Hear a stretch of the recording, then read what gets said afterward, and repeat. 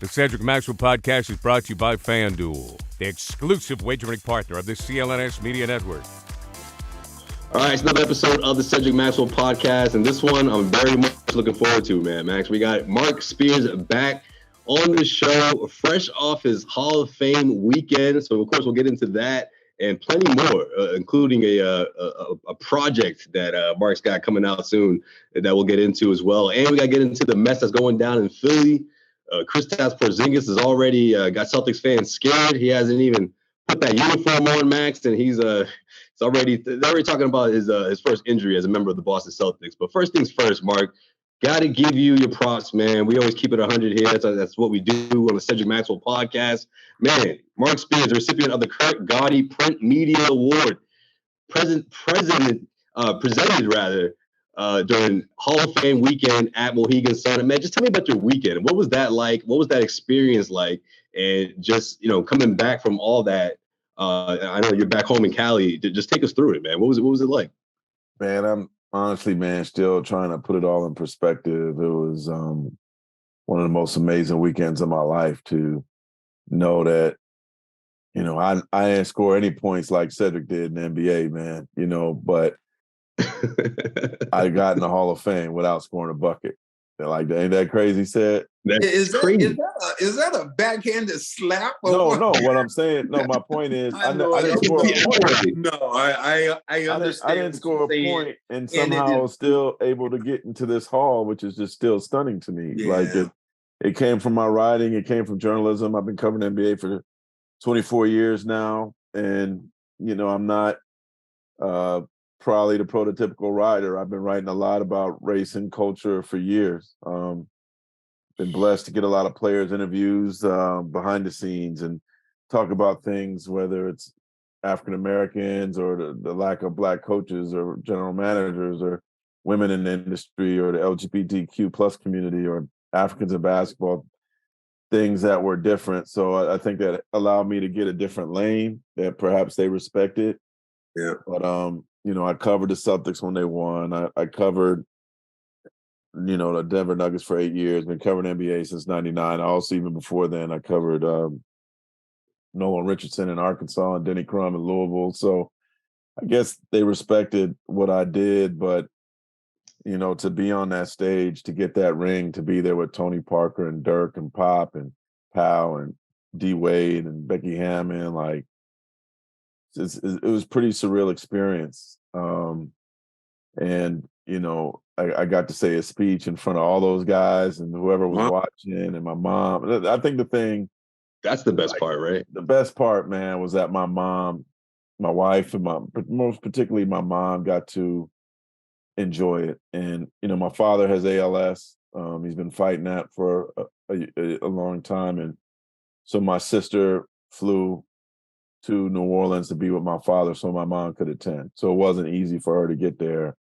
Wow. So to have my mom stand up and basically do her little, I don't know where she learned that from, but give her flowers, and for my dad, still be here and to hear me say a speech, with everything that he's going through, like, that certainly meant the world to me and will always mean the world to me. Man, that is incredible. And I'm only saying it in jest because I think you are so well deserved. Being since you said all that, I'd like to know what's a couple of the biggest surprises you've had since you've been doing this. Sometimes you meet somebody or you say something like, "Oh, I didn't know that." What were the biggest? And then I got to follow up though. You give me also the biggest disappointment that you had.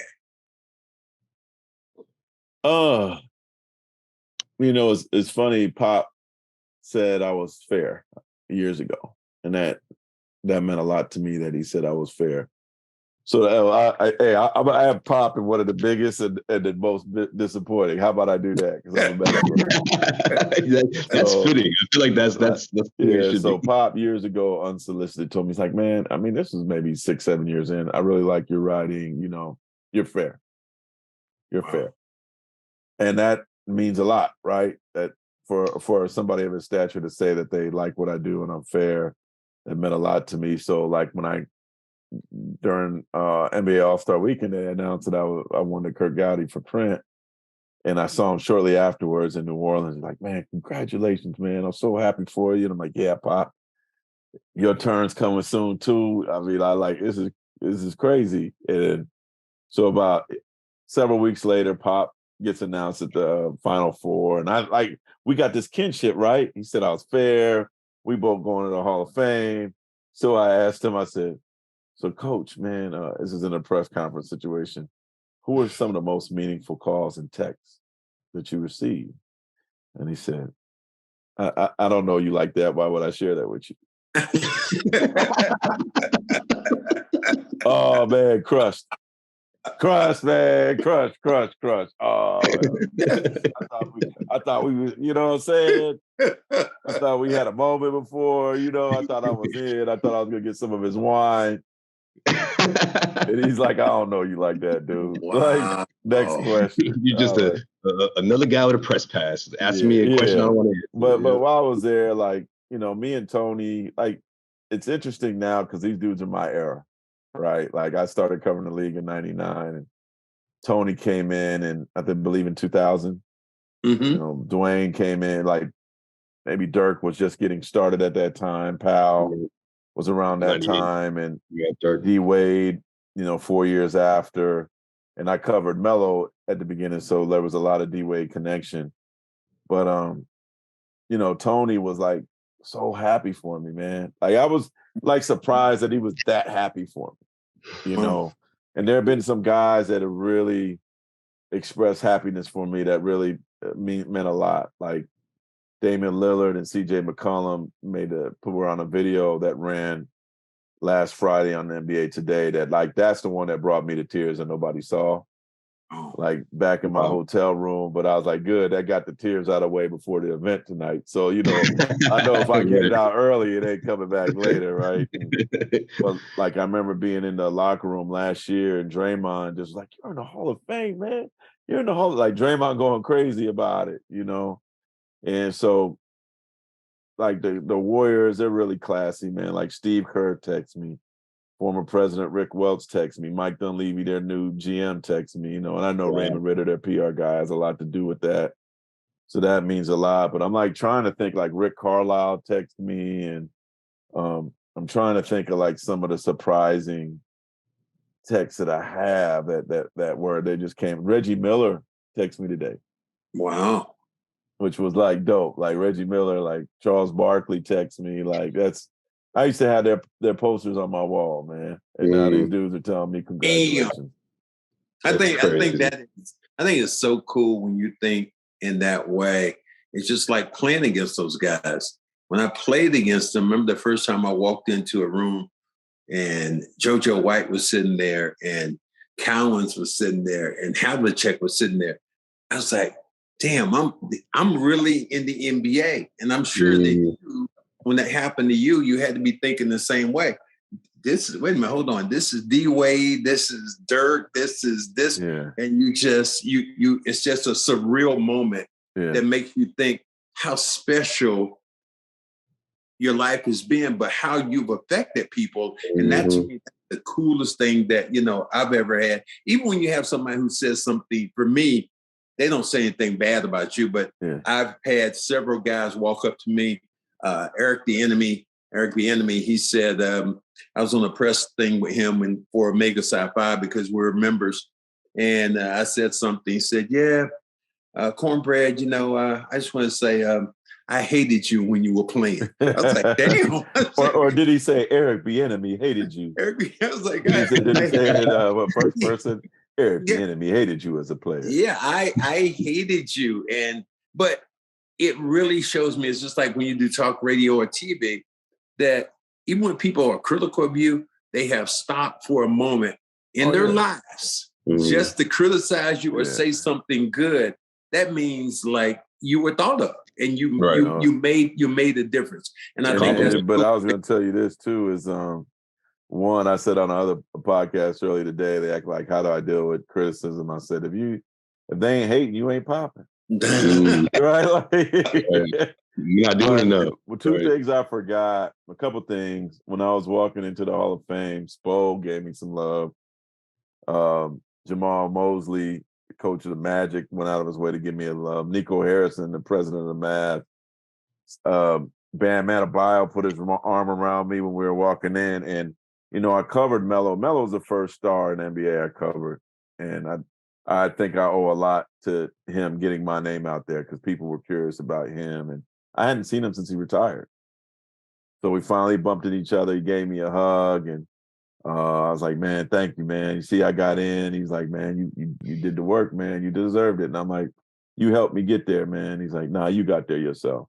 Ray Allen said the same thing. Man. Saw Ray afterwards. He said, you put in the work, Mark. You put in the work. Ray, I'm going to ask you one other question before I get back to Josue. What did you forget to say in your speech? Because that's always the thing. And let me just preface that, because when I had my jersey retired at the Boston Garden, I was thanking people. I said, thank my mom was there, my dad was there, my sister was there. And I was about to say something else. And then the Omegas start barking and I acknowledged them. And then I go off stage and it was done. My brother was there. I didn't acknowledge him. Well, were you going off the top of your head? Or did you have what notes? did you forget that, you might have wanted to say, like, hold on, wait, I forgot to mention. Did you have notes? No, hell no. See, that's come on, Max had a cheat code, man. They put the speech up there for us to read. So football season is about to kick off, and FanDuel is giving you a chance to win all season long. Because right now, when you bet on a Super Bowl winner, you can get bonus bets every time they win in the regular season. Just pick any team to win the Super Bowl, and you'll get bonus bets for every victory. You can use your bonus bets on spreads, player props, over-unders, and more. So visit FanDuel.com/Boston and start earning bonus bets with America's #1 sportsbook. That's FanDuel.com/Boston.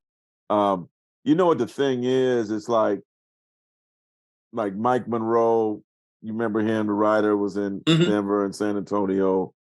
Neil Scarborough hired me at the Denver Post. Like, in hindsight, I'm like, maybe I should have mentioned their names too. You know what I mean? Like, but they know where I am with them. They know I love them, right? And I mentioned them on other things. Maybe that's perhaps it. But I don't know that you can mention everybody. No. Like we'd be sitting there all day, but I mentioned everybody in a group, right?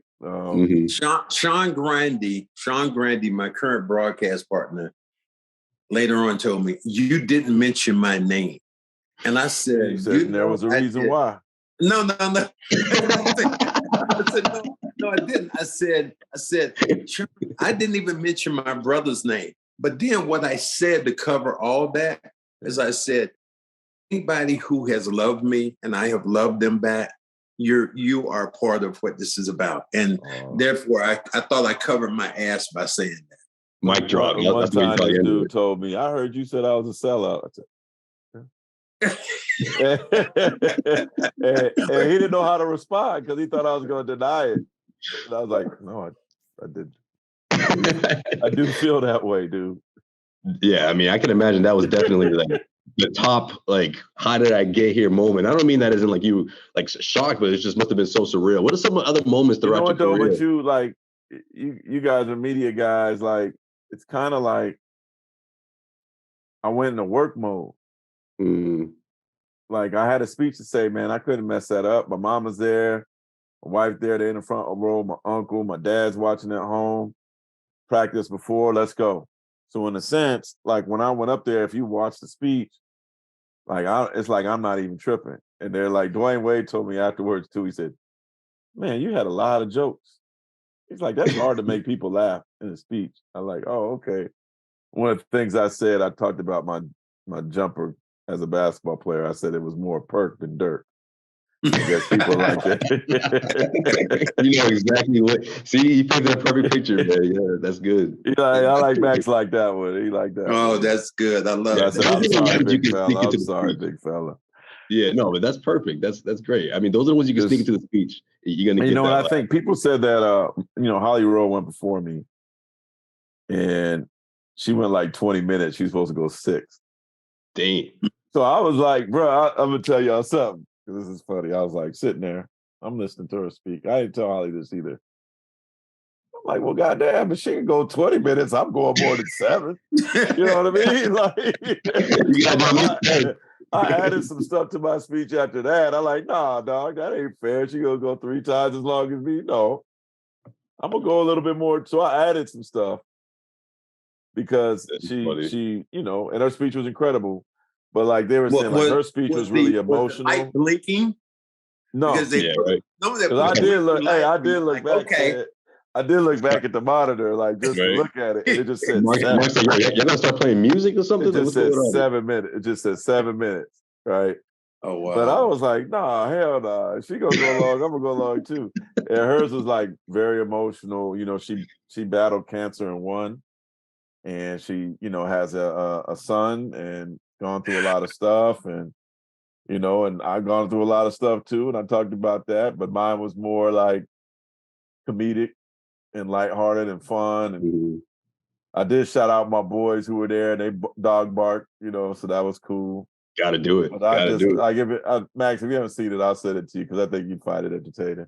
Never. This is the thing I always say about all that.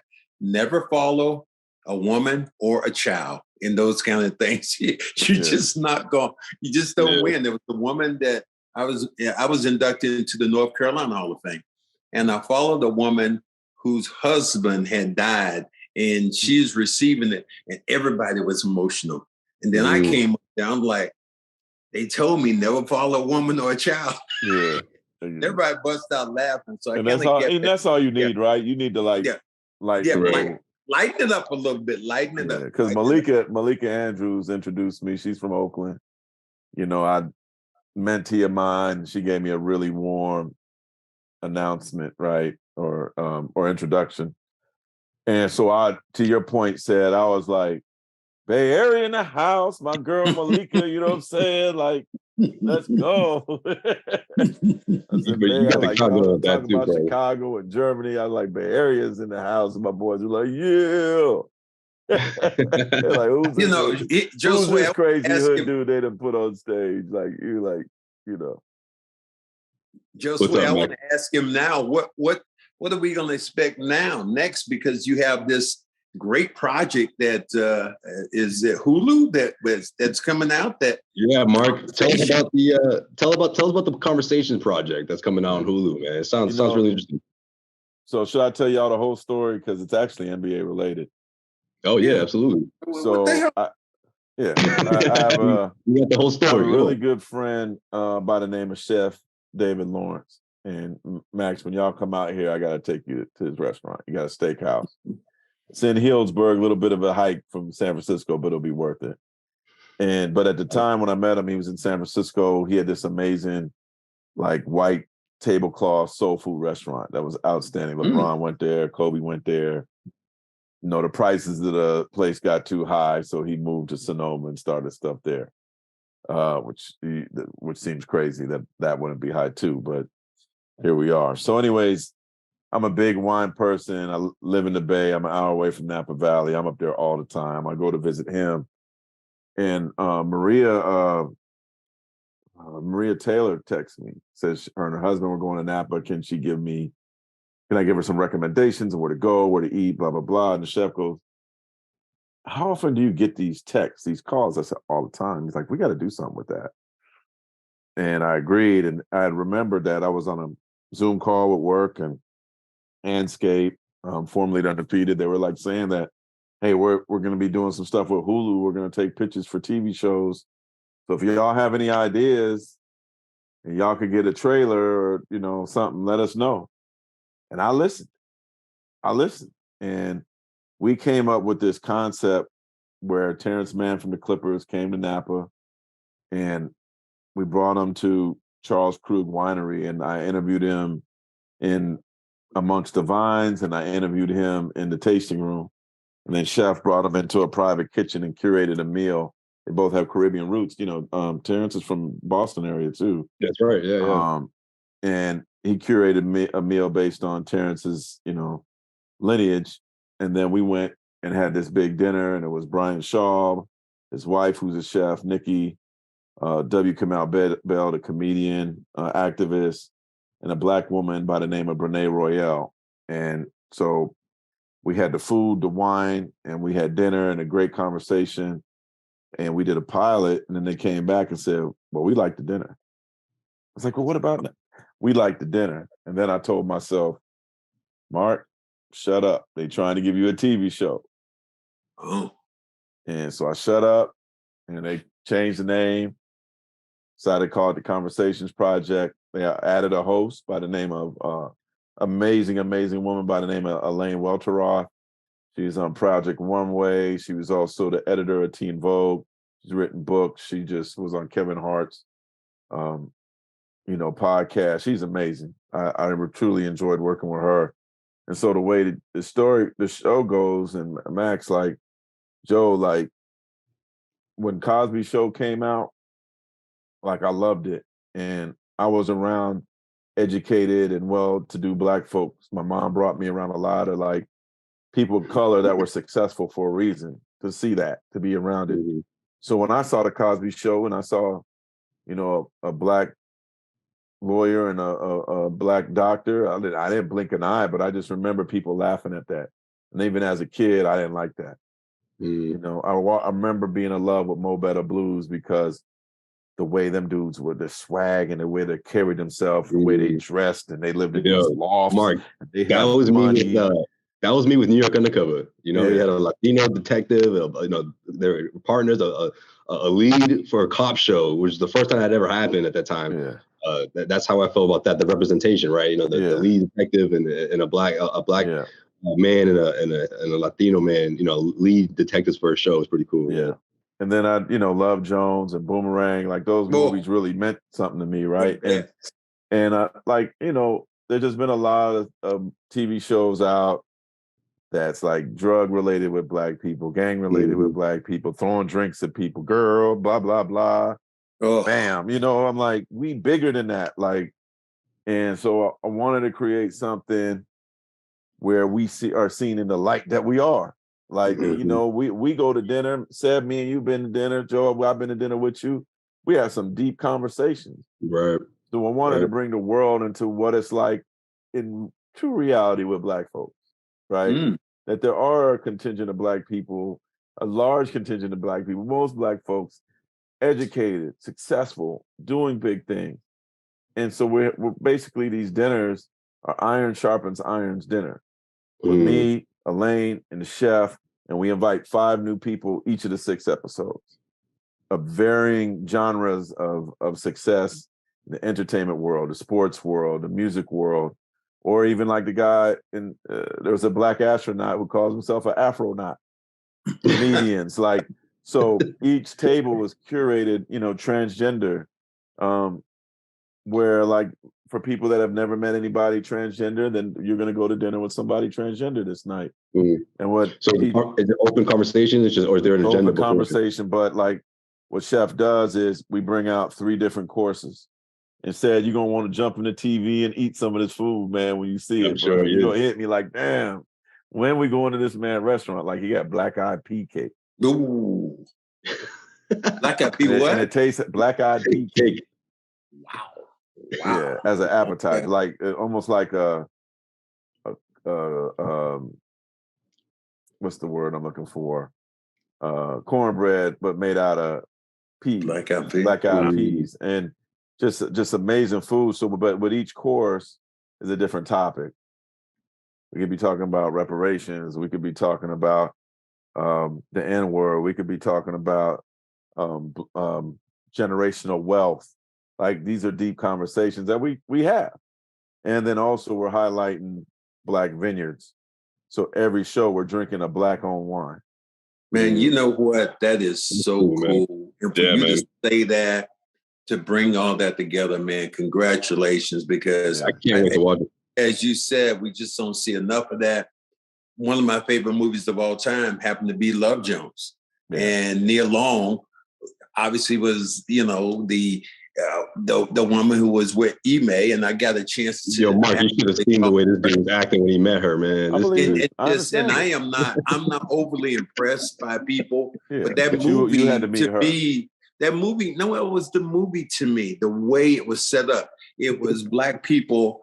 Exactly what you said. Your trailer reminded me of when they were sitting around at the table talking about different subjects and stomping on each other, but at the same time being respectful. I hate, and I'm going to say it loud, I hate the shows that they have on now, where they have the Black people throwing wine bottles at each other and cursing, and the women. Oh, the reality shows. Yeah. The eyelashes I'm seeing on these women look like they got butterflies on their faces right now. But when you watch this, I promise you, one, you're going to want to jump in the screen and join us for dinner. And two, if you're with some folks, I've been with some folks and they continue the conversation. Because it's just it's just like, I'm really proud of it. And I'm going to be honest, man, two things. One, you don't have to be Black to watch it. Okay. I do think that it's important that everybody watches it so they could get, I said it might help. Yeah. But we need everybody to watch it, man, because I think people need to really learn about our pain, our triumphs, why we feel the way we feel. And what better way to get an insight on what Black people truly are going through and what they're like than to have dinner with them, right? Well, let me ask you this, since you said that. How was it when did anybody talk about what happened in Montgomery? When the Black man threw his hat up in the air and said, "Come on, February." We had the brothers swimming over it. That's season 2. But you saying we should have all folding chairs around the table? Oh my God, it just seems so. Now let me ask you this question about getting a little bit. But to your point though, we had to be careful about what we asked about, because I like, for example, that story is so crazy that people are going to be talking about that 5 years from now, right? So I do think in the season 2, we could all reflect on what we saw and how we felt about it, right? Right. And that's the thing. We had to be careful about the topics, because if it was too timely, it may not be interesting. Yeah. By the time that episode comes out, so it all had to be timely curated and what kind of like evergreen about. Yeah. Well, let me ask you a basketball question then. You've heard James Harden speak and saying Daryl Morey's a liar. Where's this going? Who, what, where, how is this going to end? I don't know. I don't like it on both sides. The fact that he said what he said in China is quite curious to me, because I don't think a lot of people realize or remember Daryl Morey's situation in China. And we don't have to go back on it, but because of what he said, and the Sixers games aren't shown in China. Yeah. Any team when he was in the Rockets games. The Rockets when he said that, right? Exactly. Yeah. But since moving to the Sixers, they don't show their games because of him. Right. So by making that comment so strongly about Morey, I think, and to make it in China, might have made him somewhat a hero there. I'm not sure what the reaction is. Someone did hear that the people there were kind of taken aback, because people don't really speak like that out there, by how he said it, but he said it there, which basically, probably got him some kudos in China. But that being said, man, when you look at how Dame's handling versus James, Dame ain't like that. Dame ain't gonna say that. We know they both want the same result, obviously with different teams. But I think after this, and this is said respectfully to James, who's an amazing player, but if you're a team, regardless to what happened, regardless to what was promised, do you want him on your team when if things don't go his way, that could be his response? Right. Is his game worth the risk of him popping off if he's not happy? Because he wasn't happy in Houston, he wasn't happy in Brooklyn, he wasn't happy in Philly, so it makes him think you're going to be happy with me. Right. Wow. Right? Yeah, it's a selling point. And it is. So the Clippers, I was basically told that the Clippers certainly we're very open-minded to taking them, but they're just waiting for all this, the fire to burn. And they feel like then, I think if the Clippers deal gets done, they'll be lucky to get Terrence Mann as the best player out the deal. Wow. That's a big if, though, Mark, right? Yeah. I mean, now you heard what I said. They'd be lucky to get Terrence Mann out of the deal. Because basically it's turned into a fire sale. The one difference with Dame is you have a team in Miami that also is very professional, and they're gonna do things quietly the right way. And Dame isn't saying nothing. Mm. He hasn't said nothing, isn't saying nothing. So, and when he does, I'm sure it will be in a professional manner. So I do think that teams just, regardless to what the NBA says, is like teams respect Dame.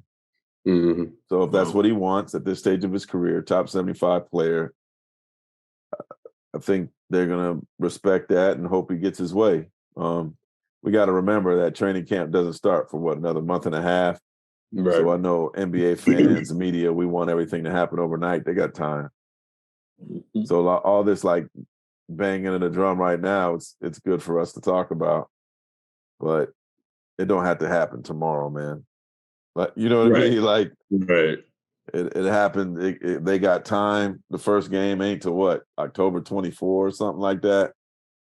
That's that's more than 2 months away. So when will he understand that? I guess as you get to be an older player, obviously he has great skills, but you can't paint yourself into a corner. If you are a basketball player and you start to get older and your skill set starts to erode, you ain't carrying that kind of weight the way you did 5 or 6 years ago to make it happen the way you want them to happen. You know, there also becomes a point too where teams start saying, is he worth it for that? Yeah. Mm-hmm. You know, when you're scoring 30 points a game, like I am one of the few people that you can make a documentary about it. And this is somebody I truly love, but Allen Iverson's Grizzly days. How quick that ended, right? When they decided that they wanted him to come off the bench and he wasn't happy with it. So my point is, it's like you got to be really, really careful with this stuff, man. Because once you hit a certain age, like Iverson was cut. Yeah. And they get old real quick, you know what I mean? Mm-hmm. And you also got to remember how you're going to be remembered, because every time you throw out these flares, that's a part of your, like, you can't write the James Harden story without writing all these things, these controversies. It's going to be on his bio. Mm-hmm. It ain't going to be just about scoring. It's not. He's going to make the Hall of Fame, but there's going to be a contingent of people like, man, what if he just played, man? Like, right. You don't want handled it behind the scenes. If you're him, you don't want that to be the narrative, right? Like, who's going to be the team that's going to, you know? I'm going to tell you something. You see, I got this San Jose State thing on, right? If you go look in the program, story written by Gary Washburn about me in the Hall of Fame program. The first sentence, I wanted to kill Gary. He said, Marc Spears was hungry. A young Marc Spears was hungry. I'm like, Gary, what you trying to say, dog? Like, why didn't you say motivated? Why you had to put hungry? Like, I'm a big dude as it is, man. Why you gonna write a bug, Marc Spears? You read that and you saw Gary with a big smile on his face as he was typing away. I think Gary was trying to get me back, but he wrote an amazing story. But in the midst of this program, there was an ad from San Jose State in it saying, congratulations, Marc, for making, and it was bigger than the University of Utah ad, by the way, that Holly got. University of Utah, you needed to step up and give Holly a bigger ad. San Jose State stepped up and had twice as big an ad, son. Wow. Spartans. So anyways, my point is, if you look through the program, Wade, Miami Heat, like I think the Chicago Bulls, obviously Dirk, Dallas Mavericks did a big thing, Tony with Spurs. Like, who's going to put that ad for James? Yeah. Who's going to be like, he going to get in because 3 years after he retires, but where, like, is Houston going to retire a jersey? Right. Okay, OKC going to retire a jersey? Yeah. Like, where do you lay your head when you're done, right? That's a great point, man. Yeah, that's a great point. Gary Payton is teamless because he played so long. All his great years were in Seattle. He's only teamless because there's no team in Seattle, right? Right. But when you're done and you're waiting for somebody to give you a hug, and like I always wonder why, like Kareem, and you said you know this better than me. Like, what did Kareem do that made everybody dislike him so much that he never got any opportunities afterwards? Because when you're done, I don't care how great a player you are. If people find you to be unpleasant, they remember that when you're done playing, and they hold that against you like a scarlet letter. Yeah. Am I wrong, Ted? Yeah, Kareem was so intellectually smart that he turned people off by whatever it was. I remember he coached for a little while in a very small league. Never got to be a head coach. But he never really, you think about it, never was an assistant coach. Yeah. I mean, he just did, the NBA just did not care. And it's really funny you say that. I just saw Kareem at the autograph sign in Chicago probably a couple of weeks ago. But you're right. At the end of the day, when you think about who you are and what you've done in this league, I think that, we're all proud to be in the league and the great accomplishments that he had. But sometimes you just piss people off. Kareem never wanted people to like him. And I think that's the biggest thing. He wanted to be respected, and he was. Because he just wanted to go about it and do it his way and play basketball. Do you think it cost him millions? Absolutely. Oh, absolutely. Yeah. Absolutely. Magic's making a mint. Oh, the personality. Well, I mean, you think about. I was just going to say, Max, can you overstay your welcome? Is that what you're trying to say? Would Larry Bird be making more money right now if he had Magic's if he wanted to? Huh? He has personality. He just don't care. No, he doesn't. It doesn't come out like that. Yeah. Larry is. I talked to you. Well, I know, and you know, because obviously you know, but I've been privy to spending some time with him off the court, and he's one of my favorite people. But he's French lick. He hiding. He done. Like he got money. He good. Right. Yeah, he's not gonna jump in front of a camera. Like if somebody said to me, like, what NBA player, former player, would you love to go to dinner with? Larry Bird might be number one on that list. Really? Wow. Yeah. I mean, Jordan would be number one. You know what? Would be on my list? I think Larry would be like a 2-hour dinner with Larry with some wine would be amazing. Kareem, well, you're gonna have to drink beer first of all, bro. You ain't drinking wine, all right? You're right. Back off that. Heavy, bro. Blue ribbon. To me, it would be Kareem Abdul-Jabbar because I idolized him when I was in college. My number 33 I wore in honor of him. Now, the thing that was so funny about that is when, I finally met him and played against him, I always told people he did something to me. He ran down the court and for no reason, he elbowed me. And I always told people, I said, it didn't hurt me, but it hurt my damn feelings, though. Yeah. I was like, my favorite dude, favorite player just elbowed. But you know what it made me think, though? It also made me think exactly what you said.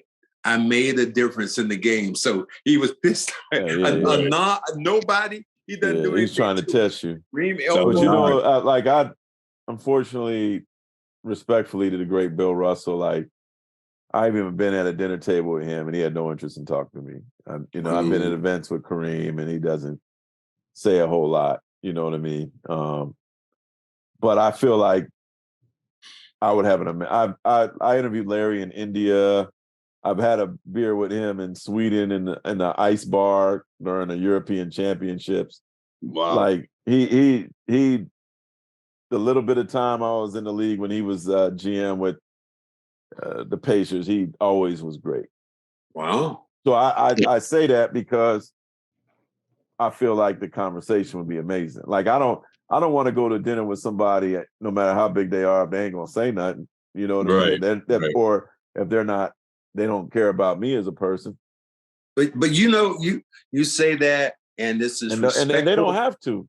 This is respectful to Larry. Yeah. I would dare say out of his teammates, the guys that I played with, DJ, myself. God rest DJ soul. None of us really had I remember having one dinner with Larry Bird. That's it. But that was it, because we didn't become close. Robert wasn't close to him. Kevin wasn't. I don't even think Kevin was close to him to have a dinner. And I'm not saying he want to have dinner with me. But I think if I went to dinner with him, I'd get him to talk. Yeah. Okay. All right. Now, that being said, their PR guy, who was a wonderful man who passed away, I once asked him about asked Larry about connecting with him. He's like, yeah, reach out to him. Wow. So, it's the great Tommy Shepard told me once. He said, if you're waiting for an NBA player to give you a hug, you're wasting your time. I like that. But Max gives me hugs. That's right. I guess every once in a while. So tell us right now what you heard about Porzingis. Is this a foot injury? Because you talk about 7-footers. When they hurt their feet, a lot of times that's the beginning of the end. Yeah. Mm-hmm. Certainly scary injury, but that's one that with rest, she should be fine. And okay. I'm going to err on the positive side, because the fact that he decided not to play with his team, again, we're still 2 months away from camp, right? I think it sounds to me that it's important for him to do well with Boston, to make sure he's okay with Boston. Well, I think he wants to form a legacy. Yeah. And his legacy right now is incomplete. Yeah. You think about him being in New York. I think this is his last chance. Yeah. This is it. Yeah, this is his last chance. And the hill that he has to climb is Marcus Smart is gone. And he was beloved. On and off the court, he was beloved.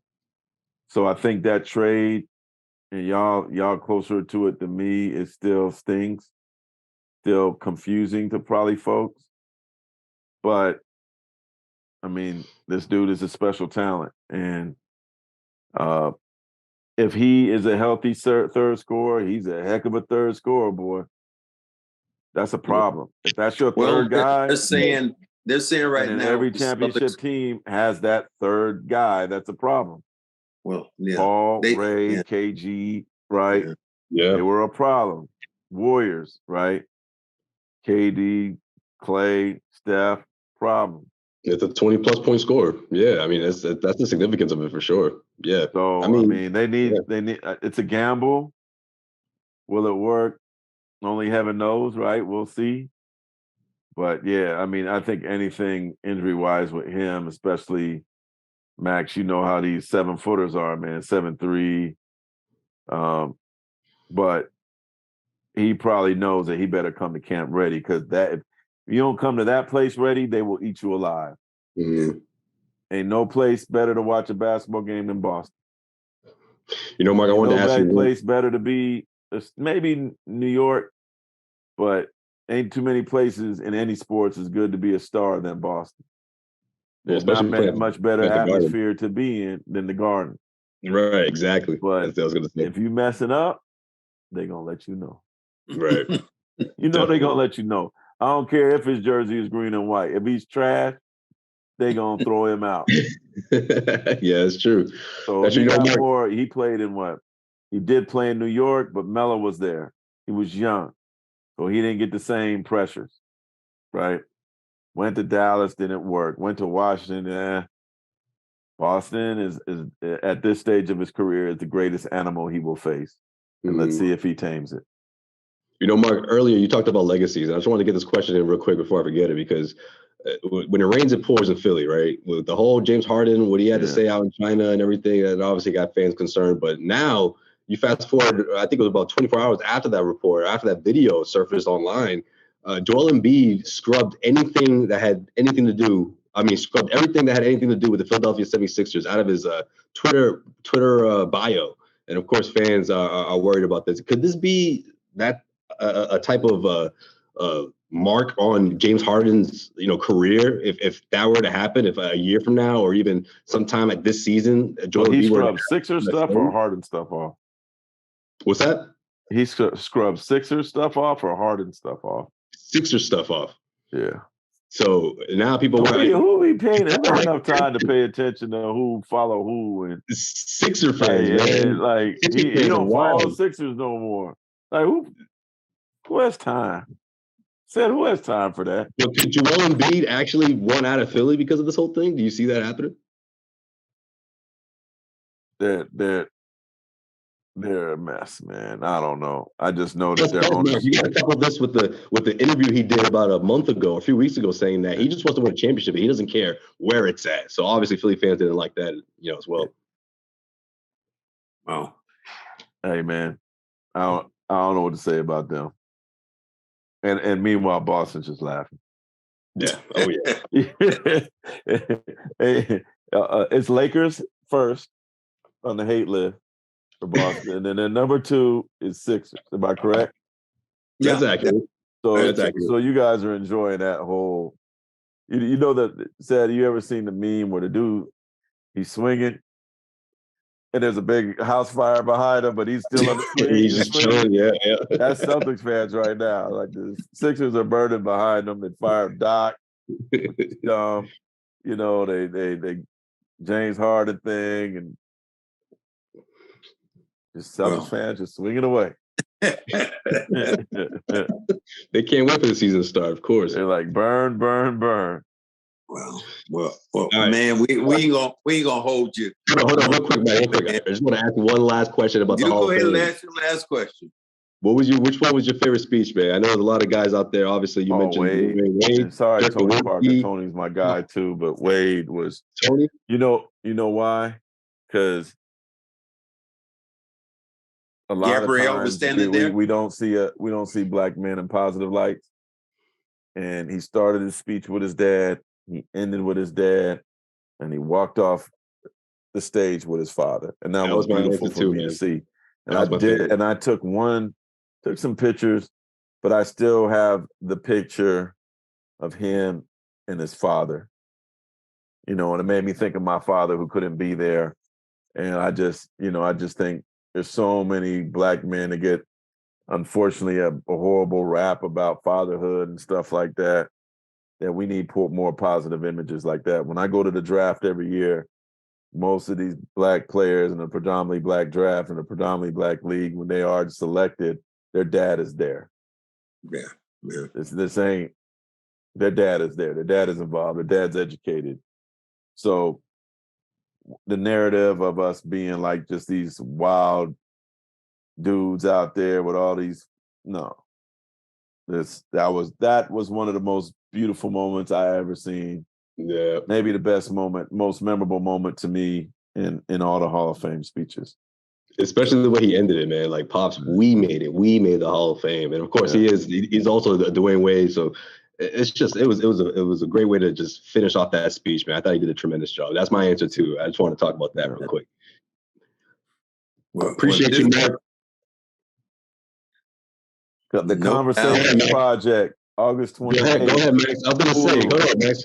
Conversations Project, August 28th on Hulu. August 28th. All 6 episodes come out.